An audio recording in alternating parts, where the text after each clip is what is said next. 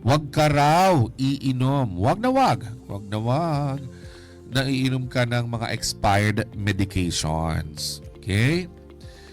If you have a headache pero yung iyong para sa sakit sa ulo, for example, paracetamol or ibuprofen or mefenamic acid, expired na 6 months ago. Wag mo na raw inumin.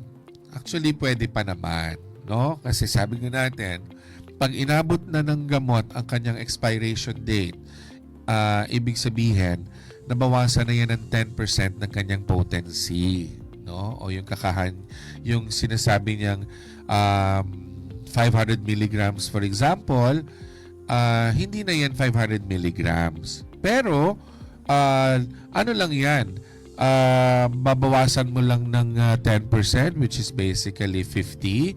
So, meron ka pang 450 milligrams ng ibuprofen or paracetamol or mefenamic acid. So, ibig sabihin, effective pa yan. Kasi yung gamot mo naman, makikita mo kung selyado pa yung produkto or kung hindi pa naman siya deteriorated or parang may kagat na, baka kinain na ng langgam yan or whatever. Hanggat hindi siya mukhang contaminated at malinis, no? Pwede pa naman yan. Actually, that will still have an effect para sa iyo, no?